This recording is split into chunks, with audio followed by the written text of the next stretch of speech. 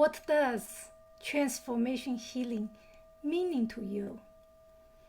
What challenging have you overcome in your life that transformed who you are today? Good morning, everyone, or good evening. It is Tuesday. Welcome to our Transformation Healing Podcast. I am your host, Riya Wang, a certified transformation healing coach, a spiritual mentor. My healing journey has taught me the meaning of my life and the fulfillment in helping others to shift the limitation, bring back the confidence with the best version of themselves. I have traveled around the world to learn and share how healing changes our lives, transform our lives. In this podcast show, I have invited my guests from all over the world. They are here to share their inspiration stories, wisdom, and knowledge with my audience that help all of you can use and implement this wonderful idea and tool into your daily life. I'm so excited. I have special guests. Today's guest, her passion is help people to live in their life with more fulfillment and joyful. That's my dearest friends, Sunniva. Sunniva, did I say your name there? Sunniva, welcome to our podcast. Thank you ever so much. I've been looking forward to this, It's such a long time since we spent physical time together. So I'm so happy to be able to be part of your universe this way. Oh, Thank thank you. you for having me. Thank you, darling. So, Sunniva, tell us a little bit where you come from, because I know everybody from all over the world. Now, share with us where you live in the world. I live in Norway, far up north, quite close to the North Pole. Although I live in the south of Norway. So actually, I have for like 1.5 years ago, I moved to a very small city with 6,000 inhabitants, close to one of the Norwegian fjords. So I'm like just a few feet from the water, actually. So I can swim morning and evening, and I swim as often as I Mm. can. Also during winter, which is very cold. I think that's a very healthy thing. So this is where I live, and yes. I So in see. I see the lights behind you. So here I'm in California. It's 11 a.m. Sunning outside. And now, what time is yours in Norway? Quite a bit far away. Yeah, it's just 8 o'clock p.m., but Mm. it's still very light outside, so it's not dark. We have the very light summers, and we have very dark winters, so it differs a lot during the different seasons, the light. So we still enjoy some light, and it will be light until 10 p.m. I think now, and in the winter time mm, it's dark from around 3 o'clock. So Whoa. then we have only a few hours of daylight, actually. Although I live in the south of Norway, in the Mm. north of Norway, there is complete darkness, and then there is complete light during the summer season. So that's a rare thing about Norway. And we also have the Northern Lights, which are also very special. Yes, I cannot wait to visit you. I want to say I know I meet the Saniva. I used to call you Daya because we meet in the India Osho Center. That's how long ago? Wow, gosh, 6 years Yes. ago. I think it was 2018 Yeah. in November, so like 4 years ago, but so much has happened, both for you and for me since then. And it was, we just talked about this before we went live. It's been, I don't believe in coincidences. So I think that everything happens for a reason. So, and what we did at the Oslo retreat was something called the Mystic Rose. For those who are not familiar with the Mystic Rose, it's like a 3 weeks meditation. And the first week, we laugh for like many, many hours a day. And for the second week, it was crying. And the third week, we spent in silence. And this is a very personal thing. And we did it in a huge group with, I think, 26 people from, or maybe 29 from like I think 20. we did like 7 days laughing, 7 days silence, and 7 days crying. It's 28 people from 24 different countries. I think you're right about that. And it was a very, very deep and very transforming journey for me. I hadn't meditated like that ever. And I was quite, into myself and my own stuff. But then after a while, I met you and I met Lacey, and the three of us kind of went also outside this resort and had some wonderful sunsets on the rooftop of the O Hotel. And I really felt that we connected on a very, very deep level. So I think that some people are really just meant to come into your life and just stay there, although you might not kind of talk to them all the time. It's like the connection is very deep when you talk to each other. Or I kind of Yes, know what to do all the time. It's very interesting because we are now in very different parts of the word. world. Still we have quite similar paths. I Yes. find that very interesting. So I see what you do and it's like, oh, she's thinking that or doing that or saying that's I'm doing the same thing. So I think that's very fascinating, actually. Yes, I feel the goosebump all over me. And like we talk about, I think the universe have the meaning of how people meet.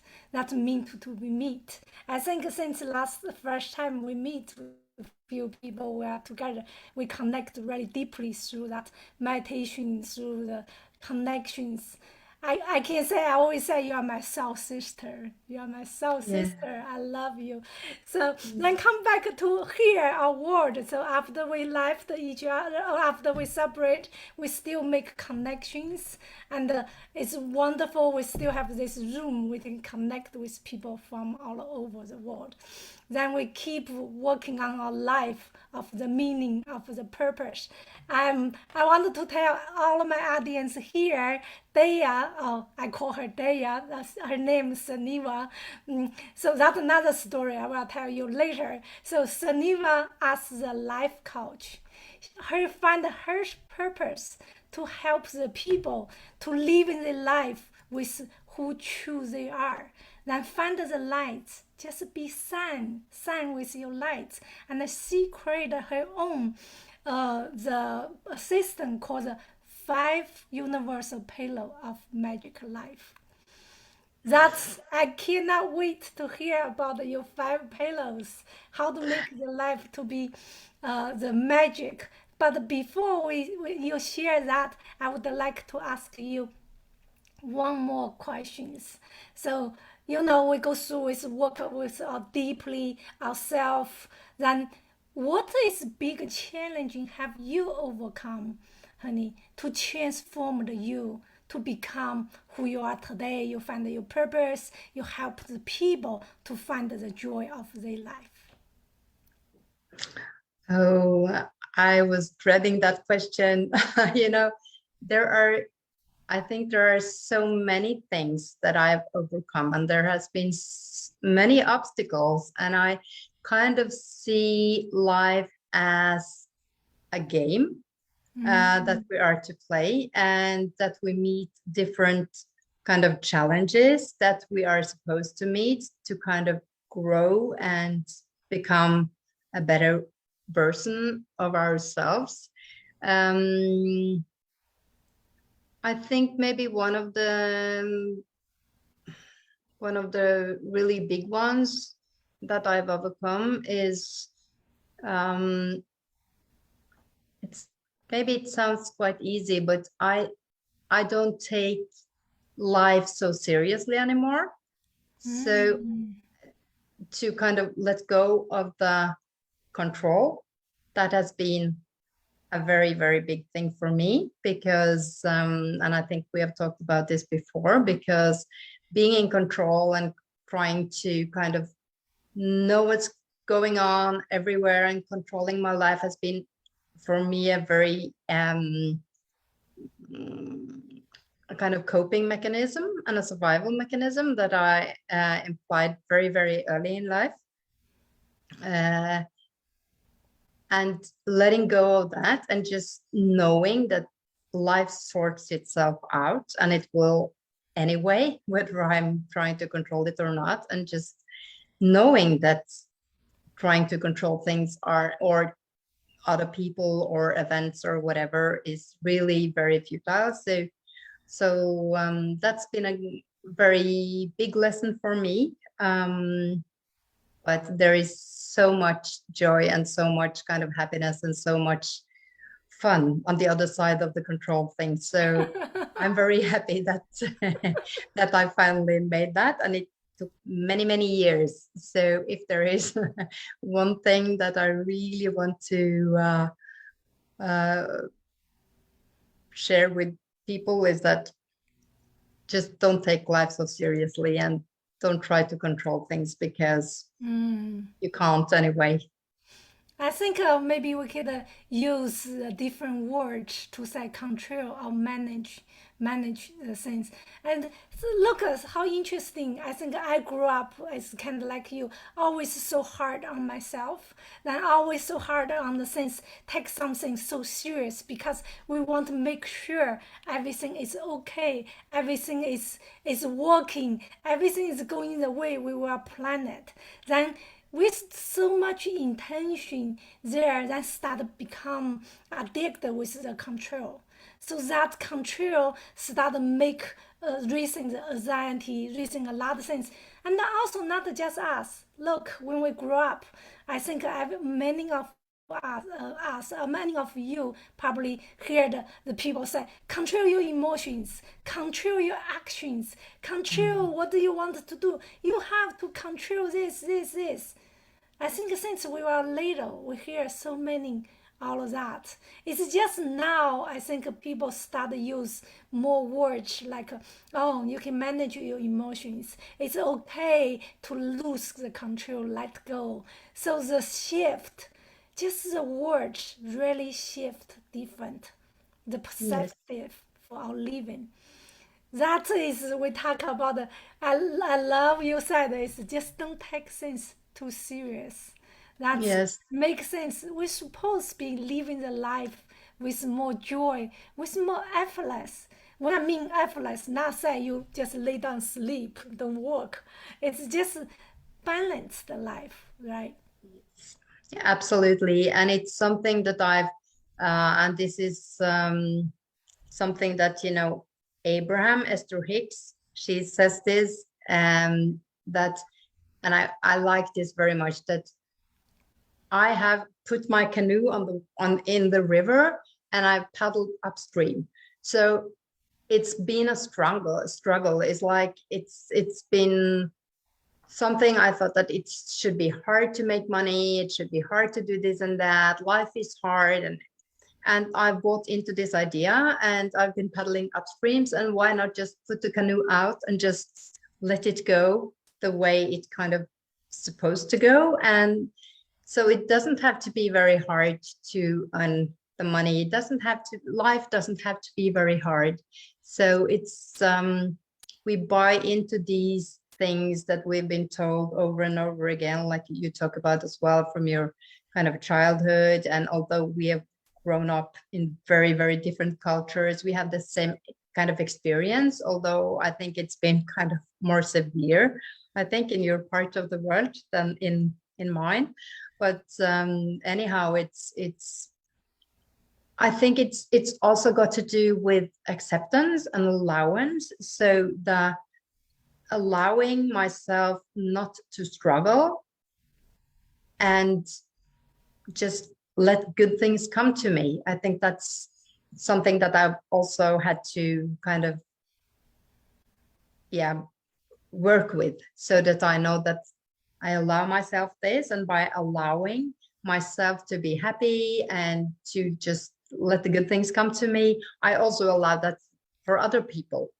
So I try to kind of teach my children things in a different way than I was taught by my parents. So hopefully that will kind of make things shift in a different direction, because I hope, really, really hope you are right, with this shift that's going on in the world. I really hope so, because we need that. And I think that we are really not put here to struggle. Yes, I Really. think the world start shifting is no matter we want to shift or not.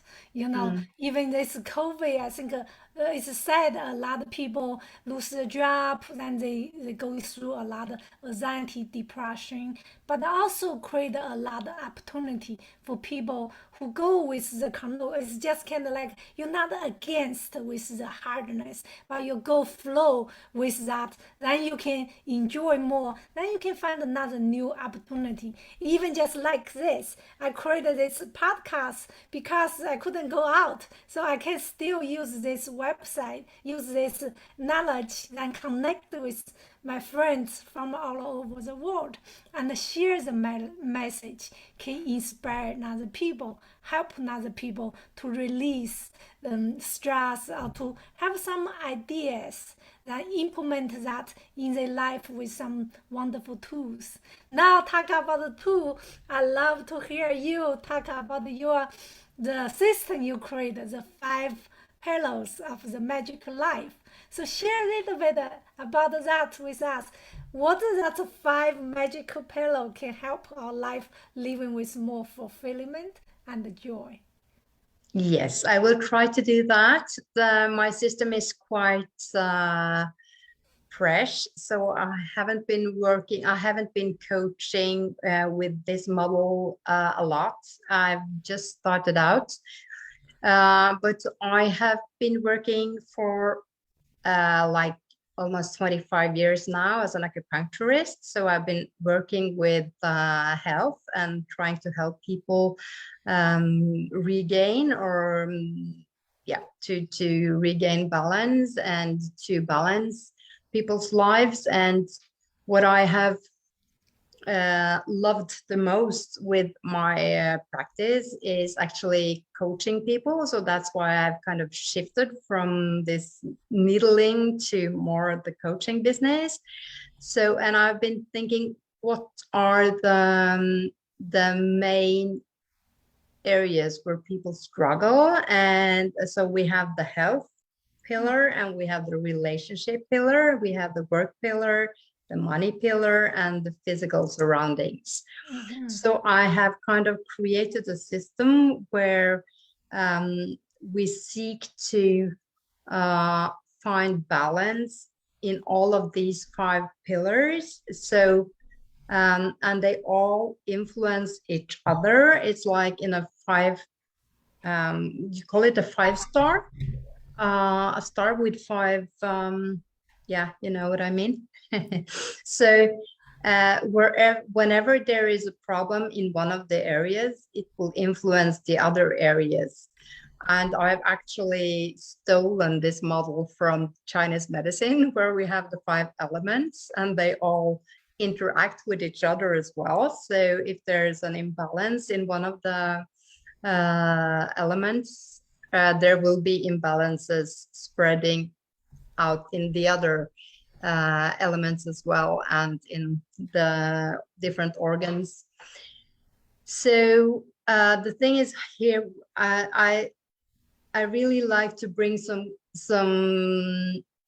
bring the universe and bring some magic into the coaching, because that's one of the things I've never done, because I've been very strict and sticking to the books and sticking to science. And there has been kind of something missing, because I really think that life is very, very magical. And there are so many kind of things that we can't grasp and see and measure that I would like to bring into my coaching.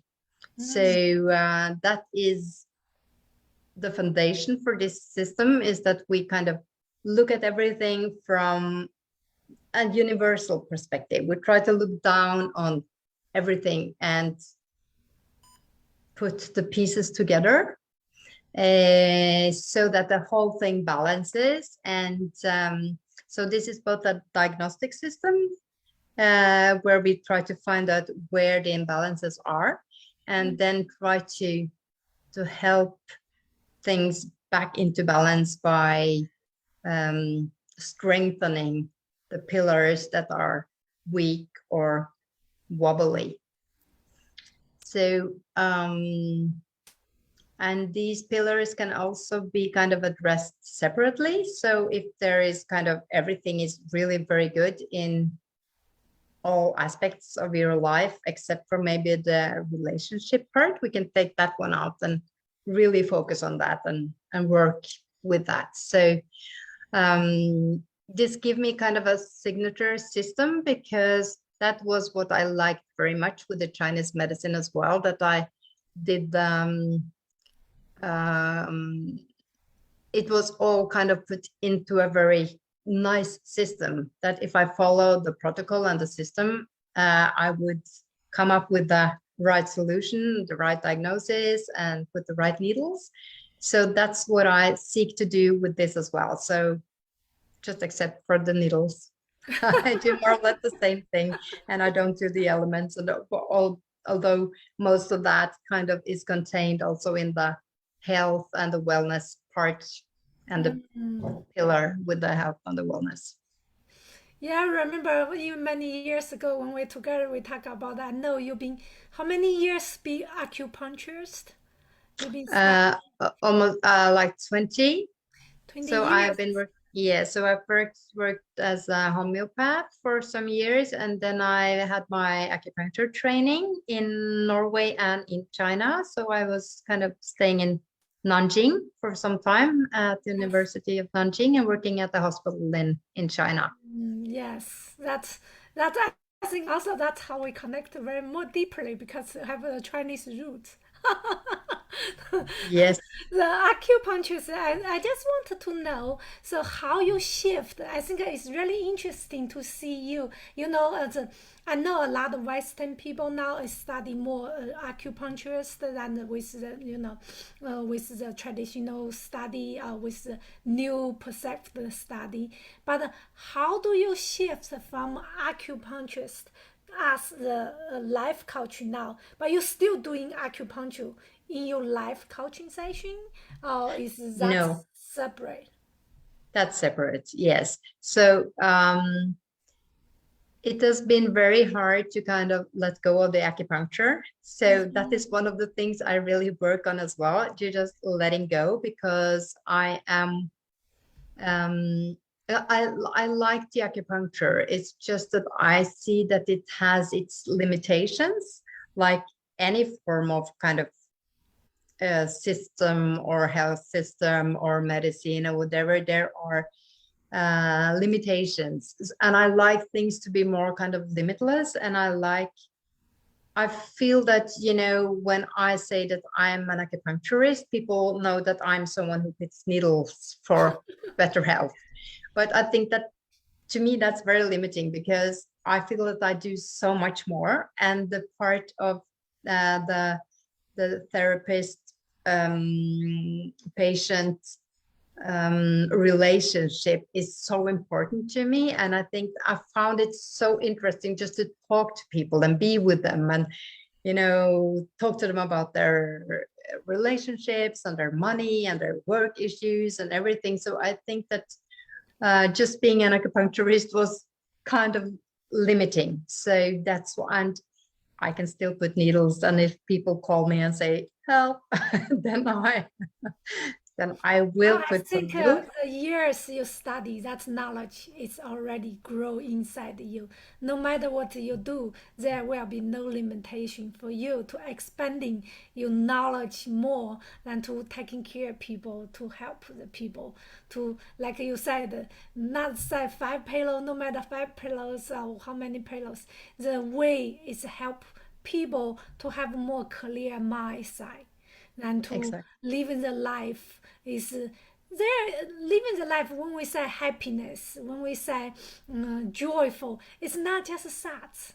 It's really have to open your mindset, go through layers of the healings, layers of the block to remove that limitation. Then you can be more creative, be more Absolutely. brave, be more confident that you can ultimate to live the life, have more happy and more joy. Yes, that's so very true. And I think that very often, we are the limitation to our own happiness. So, um, as I'm now also a yoga teacher and a mindfulness teacher, I work a lot with both yoga and mindfulness and meditation to kind of work with the mind and the mindset. And there are I mean, if we work with the mindset and our thoughts, we can actually obtain everything and do everything. I think that I really believe that we are limitless and that we are so much more than Mm. what we think we are. And That's that, wonderful. I feel like, oh, yes, anything is possible. So you can open your infinity possibility if you tap in with that, to expanding yourself more with the knowledge or even trust the intuition. Is let's be what is will become with the flow. Thank you mm, so much, Sunniva. Thank you. I think you brought wonderful stories and the tips here. So tell us a little bit more how people can find you and to get help from you. What is the best way? I know you speak a lot of Norwegian language. We was talking about it. But if people from other countries, so they speak English, they want to get help from you. So, what is best way they can find you?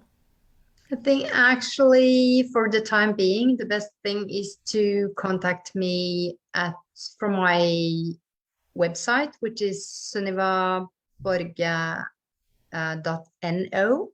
So, and there is a contact form that goes directly to my email. And I think right now that is the best channel How about your to. social media? I saw you on social media. You're on the Facebook.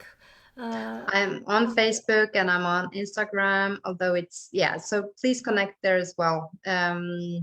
So both places I'm under my own name. So as long as you have my name, you will find me. Thank you. That's wonderful. Thank you, everybody. So you can find the Sunniva also when you watch this podcast. You see we have all of her information posted on there also. Thank you, everyone, and thank you, Sunniva. Thank you so much to come here to share this with us.